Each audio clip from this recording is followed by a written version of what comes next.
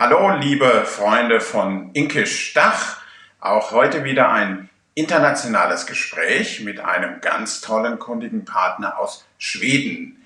Deswegen gehe ich wieder ins Englische über und wir werden alles mit Untertiteln versehen, sodass keiner etwas versäumt.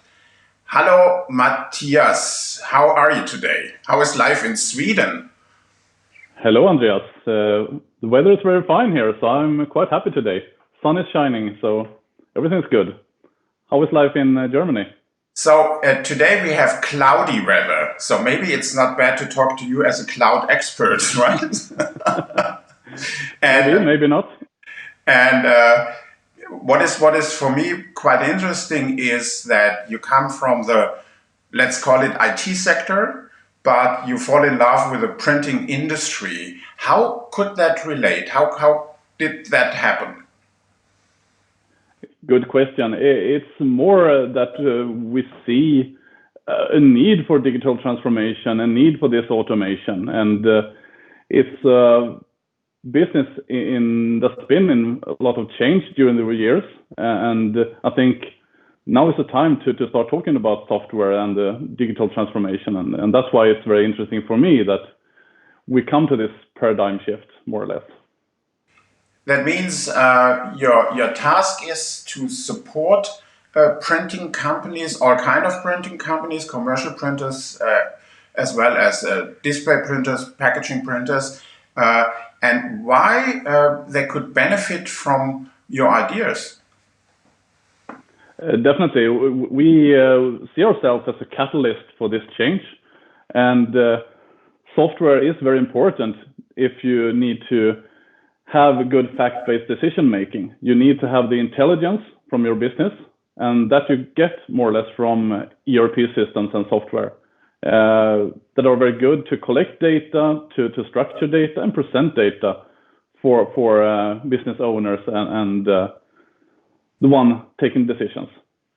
That means you talk about software. I would say it's more or less an architecture, complete architecture, a solution, and this is something you deliver a kind of framework so that printers can do a better business in all dimensions. So not only the production processes, also logistics, web to print, and whatever. Maybe you can explain it a little bit. What is the value of a good cloud ERP system? Yeah, definitely. The ERP is the heart of every business. You need to have good control over the entire order flow, everything from getting the first customer contact to making quotes, orders. You talked about logistics and invoicing, but not only to keep control over that, but collect data so you can have a good knowledge about the business, what customers are profitable, what kind of products are good to deliver to the customers, what kind of machinery is more efficient, those kind of fact-based decisions you can get from that intelligence in an ERP. So that is why it's important for the entire business. And what is your feeling? What do you think? Does the printing industry in total has already the right mindset for your approach? Because it's not only about technology. You talk about data and amounts of data, and so security is important. Also trust. How is your experience? Because you're addressing right now the Nordic markets. Maybe you can tell a little bit, you can share your experience with us.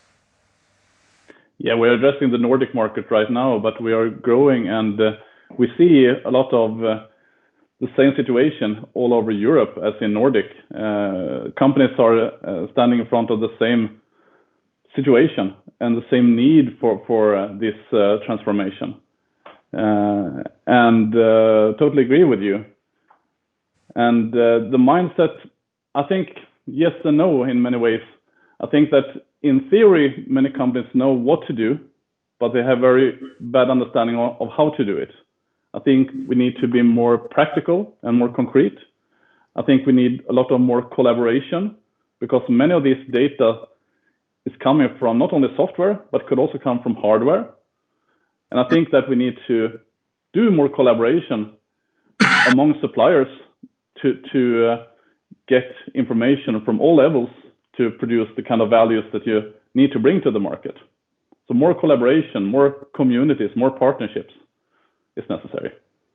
And what is the typical way you got in touch with prospects? Do you have to give them a wake-up call, or do they already know they have a demand? You said they know that they have to do something, but they don't know how. How are you approaching your prospects?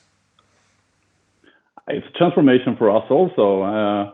From the beginning, we were mostly contacting customers directly, talking to them, and talking about the value of that kind of data that we can bring and that kind of control we could bring.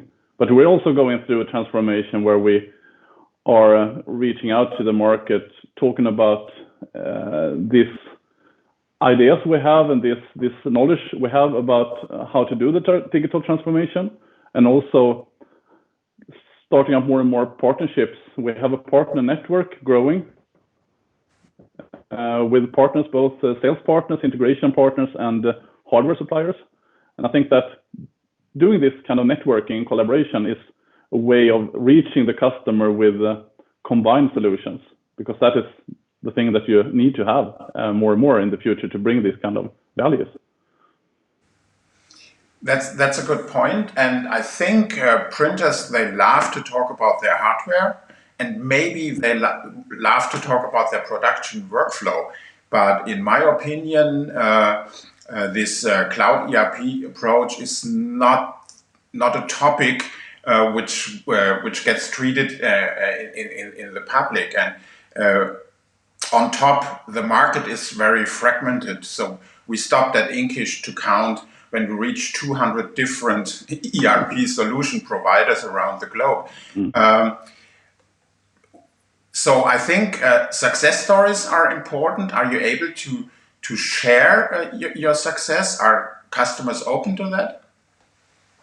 Yeah, definitely. I think that most of our customers are very open to share testimonials and success stories, because I think that it's a community among print service providers that you share a lot of ideas. Even though you're competitors, you are very good understanding that we need to work together to bring the entire industry forward. So I think for us it's been very easy to get information to spread to the world about what we have done and what we have succeeded in.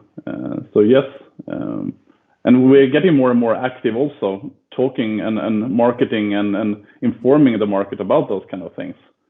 So, yeah. I was happy when I saw a couple of days ago that my colleague Morten published on Inkish TV an interesting case study. It's about one of your customer, Tellogruppen. And I was really fascinated when I was reading that you with your company, Omikai, are something like a growth enabler for them. I would not have expected that you could enable growth. Maybe you can share some insights out of that Tellogruppen interview. Yeah, it's one of our first customers. We've been working very close together with them, and they have gone through a lot of change in their business. They have merged with other companies, and they have been doing a generational shift. So they are very driving to improve their business, and also seeing that we talked about it before, that you saw it was 200 ERPs or more or less. There are a lot of ERP systems, a lot of hardware suppliers, a lot of individual things brought to the market. But I think that what we need to see more in the future is complete solutions. And that is what we have worked quite a lot with Tellogruppen with. And I think that is what the entire business needs, not only individual things, because if you want to bring this kind of joint values, if you're talking about Industry 4.0, then you need to bring complete solutions to the market. And that's what we have been doing there and will continue to do, because I think that is what you need to take this market to the next phase. And when I got it right, Telogruppen is not based on a single place. They have different, I think, 5 facilities around Sweden. And it was also your job to connect all those different production places. What was the biggest challenge in doing that? I think the challenge or the benefit of working with cloud ERP solutions is that you can be not based on one location. So you can be spread all over Sweden in this situation, but all over the world, because you can have good insight in what's happening in your production site, because you have these remote ways of connecting. You can work with doing quotes wherever you want. You can share data with other colleagues wherever they are. And nowadays, in the Corona times, people are working more from home, and that is also very possible to do with cloud ERP solutions. So I think that wherever you are and what situation you are in, you could still benefit of having one solution to cover the entire company, even though it's split to many sites. That means a customer of your or a user of your solution is he does not have to run a certain app. It's a browser-based approach. Yeah, it's correct. It's a browser solution. You can run it in any browser, and I think that is how it should be also. So you don't need to have any special plugins or specific browsers. You can run it from any device and any browser, just to connect. And also the benefit of cloud is that you don't need to have any servers. You don't have any IT administration. It's totally worry-free IT, because we take care of everything. And the employees can totally focus on their business and bring in value to the business by working. That means there is not a big job to do to use your system. And this is always a question when you make the decision, for example, to set up a partnership with you and Omikai. So how long does it take? And I think we have two different aspects. One is a customer who has no ERP system. On the other hand, I think there are some who have let's call it the old generation of ERP systems. Could you please share your experience about this approach, and how long does it take, and what effort a customer of yours has to do? Yeah, you said it's a difference between small companies and larger companies. Larger companies understand that this is not an IT project, and that is very important to focus on. They understand that this is a change management project. They need to bring the organization and the processes and the different roles in the company up to date, and also have the opportunity to change that when they are presented with a new system. The companies that understand that it is only to bring in a new system and everything will be good, they will have the problem. And I think that we need to have that mindset together, and that is why it's often more easier with companies that have that understanding. But if you're talking about time, we can set up a new customer in a couple of days. It's nothing more than that. Included migration of old data, including doing basic configuration. The thing that takes time is to bring this to the organization and to map the different processes that you need to maybe change or evolve when you're presented a new system. So, but normally we talk about a couple, 2-3 months to bring a new system up and running, normally. And how is the impact on the installed hardware base your customer is running? Does that matter if it's a system from a supplier A or B or C? That doesn't matter. We have a generic migration tool, so we can migrate data from older systems, if it's possible to export it, of course, in some ways, to our new system. And I think that is very important to do, because you have, as you know, a lot of repeat orders. You have a customer register that you have built up during the years, and it's very important knowledge there. So that kind of data is very important to get into the new platform, and that we can help with. And I think that is a game changer also to make a good ERP installation good, successful, and profitable. That sounds good. And maybe going a little bit back in your history, which is, you know, you are a young company. I think you started in 2015. And did you get on the fly your first customer? And was it a big investment for you to get the business started? Or does it have a very smooth, smart go-to-market scenario? We started the company the year before even, but we had our first customer in 2015. And the first customers was quite easy to get because they're always early adopters, companies that are very open to new ideas and new solutions. So we rather soon got a customer base to work with. And also, before we started to sell the system, we formed what you call a peer group or a group of customers that we was talking to, and more or less developed the system together with them. So everything started with an idea. It started with me coming from an history working with digitalization and automation in other businesses, but bringing this to the printing industry. And that idea we talked about and discussed among the group, saw these all obstacles, find out what we should focus on, and form the system. And this group was the first users of the system also, and it grew organically from there. Yes. That sounds good. And but you have told me already when we had a discussion, a couple of discussions before, that you also want to,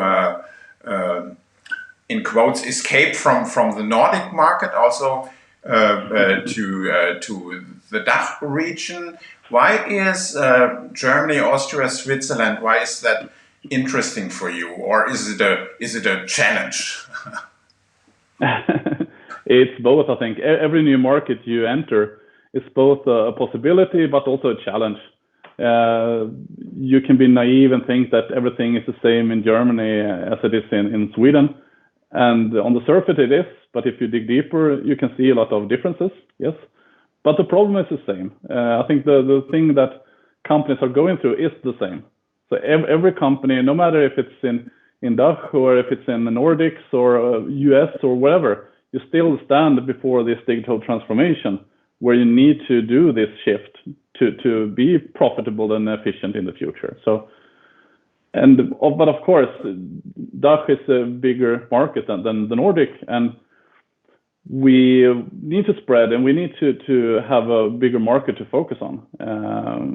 So it's natural to grow, and I don't think that every company want to grow either, but we have the driving force to do that, and we are very willing to spread over Europe and first DACH especially to help this market and be the catalyst for this transformation there too. So you don't have any language problems because your system can provide any language, I think, and especially in the DACH region, people are maybe more skeptical than in other parts of the world. So and everybody here, especially in Germany, they think, oh, what Matthias is doing, it's so disruptive. How could you convince those people that they have no risk in stepping into your world of thinking and acting? Yeah, I think that a lot of pros going for this cloud ERP solutions. We talked about the worry-free IT, that you don't have to care about those kind of things. I think also a very good point is that But by having this continuous development that we have, because the benefit of having cloud ERPs is that we can deliver new functionality almost every week, coming new things. And I think that to be a company and to be up to date with the most modern technology and having the best possibilities, then you have to have a cloud ERP supplier. So you can have the cloud ERP as a heart in the industry and always let us keep that up to date and the best as it could be. An important point in my region is always when we get in partnership with you, is it sure that we can do a much better business than before? And in my opinion, because I screened Omnikai, I saw a lot of your presentations, I went to your website, and I found it very well structured and for me very logical. But the question is still in advance, could you guarantee a better go-to-market? And if so, how are you doing that? I can guarantee a good go-to-market because we have this history. We wouldn't go to the DACH region and to the Europe without having done this many times in the Nordics. I think that we have been controlling our growth very much and not getting out in Europe until we are ready for it. So I think we have the best practices of how to do onboarding. We have a system that we know is configurable to handle all kinds of production. So we are very safe in the situation we are in right now. And I think Swedes and Germans in some ways are alike there, that we don't want to do anything until we have good control over that and that we have good quality and good assurance that we can bring this to a market in a good fashion. So now we are ready more than ever. And that is because we have proven ourselves during the history. Sounds very good. And what I discovered, and I was really astonished that, by the way, in quotes, you can also offer very specific web-to-print jobs coming out of all those data you are collecting and structuring. Is that a very useful option for customers, or do they like that as I like it? Yeah, they love it because to have that in the same situation, same solution, it's very, very important. You have had a history with legacy ERP systems and specific web-to-print systems, doing very good individually, but the problem has always been to integrate them. And if you integrate them, usually the integration you do is that the web-to-print orders are registered in the ERP, but that's it. You still have to do the same CRM and customer data in both systems. You need to handle articles in both systems, prices in both systems. But if you have everything combined in one solution, I think that is necessary to have the full potential of the combined solution. Because in Omnikai, we can have these product templates that you can calculate internally with, but you can also, by a single push of a button, publish it on the storefront. So it's easy for the customer to buy it also. And I think you need to have data on one place, but be able to channel orders from many places, many situations. That means, when I got it right, so the benefits of your cloud ERP system approach is it's easy to use on any platform, so it's not a big learning to step in. It's very transparent, and but the not the secret, but maybe the hidden beauty of it. It's something like a single source system approach with multiple outcomes. Yeah, is that right? Yeah, it's a single source with data on one place, but you can control the data and work with that from many places, yes. But also, you touched the point there, talking about what kind of cloud ERPs that could be. because our idea is a multi-tenant cloud ERP. It means that we have one platform serving all the customers we have. The other approach is to take the service from the customer and take care of it ourselves, but then it's still going to be different installations to each customer, and that is not a true ERP solution. So for us, a true ERP solution is multi-tenant, that we have data on one place and one platform serving every customer. And also, you talked about that the integrations and the transparency also benefit of cloud solutions, that you can have more openness to the outside world with our APIs. So it's very much easier to bring integrations to market, integrations with other systems, but also integrations with machinery.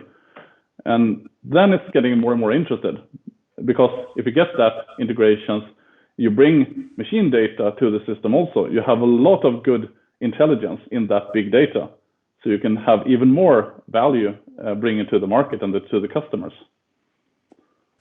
So I think this disruptive momentum in cloud ERP is not that it's not a technology disruption. It's more or less dedicated to the fact that your customer could reinvent what they do, and they can optimize it. And what kind of people you need as a peer group, as buddies inside those customer companies? Is it the top-down approach, or do they need really IT skills to understand what you do? No, it's not about technology knowledge at all. It's all about mindset. It's all about that you see possibilities that these combined solutions can bring to the market, and they are very open for new ideas. They are early adopters of adapting a new mindset, and they are very open to work together with suppliers in sharing ideas and giving feedback.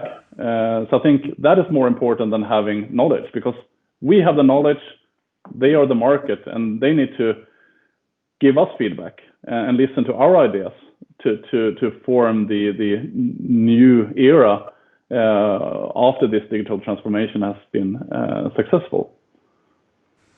And I think for customers, it's also a benefit that when everything is established, and when we start your collaboration and working with you, then he is also in a situation to use this as a good argument to sharpen his profile and to talk with his customers about the beauty and the new kind of business he is doing.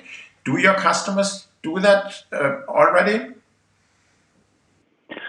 In some way, as I said in the beginning, I think that many customers talk with their hardware supplier individually and talk with their software supplier individually. And the suppliers are listening to the customers and seeing the need for new values to bring to the market, but they cannot do that by themselves, because it will require something from another supplier. I think that all this community, all this networking idea brings all these needs to the same table, and we can sit down and we can discuss what kind of synergies we can find if we're working together and finding solutions together. And that is, I think, the approach that the market is needing and requiring to be successful. Yes. Cool. So I think we have now almost 30 minutes of talking. Time is running. so interesting, and I think it's not the last time we have such a good conversation. Maybe my final question is, Steve Jobs always said, "What's next?" And what is on your agenda for the next 3 or 6 months? If you want to talk about it. Yeah. For me, we have the ideas of how to go forward. So I think that the next step is to form these alliances and form these groups. We need to find the other hardware suppliers that are interested in participating in making this digital transformation from theory to practice. And I think we need to find the customers that are open to participate, and we need to form these kind of peer groups and these discussions. So we are already talking to a lot of companies about this. But I think that in the 3 to 6 months coming, we need to form this, and also depending on COVID, meet and to try to find the forums to take this further. Yes. So then maybe it's not a bad idea if we also collaborate. You said collaboration is so important. And what I can offer is with Inkish Dach is to create such a platform of knowledge exchange. And maybe the end of the year period is a good time to work on that approach, because I think the demand is huge. And and also it's important to get in touch with people like you, because I think, Matthias, you have already the right mind shift. Hopefully, as we see it, yes. But I'm always open to new ideas and other ways of doing things. But I have a clear understanding of what to do. And I think that you said it yourself, Inkish has a very important role here also to talk about this, to spread the understanding about. You already talked a lot about Industry 4.0 and smart factory. Very, very important to spread that knowledge and to get the market's understanding of how important this is. So we will continue and talk about this and forming these alliances and the forums. It's very important.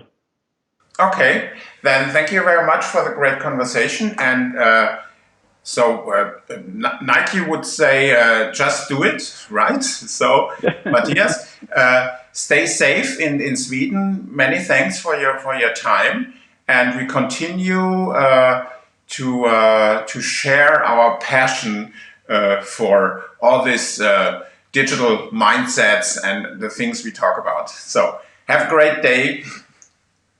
Thank you, you too, and have a nice day, you too, and keep in touch, Andreas. Yeah, bye.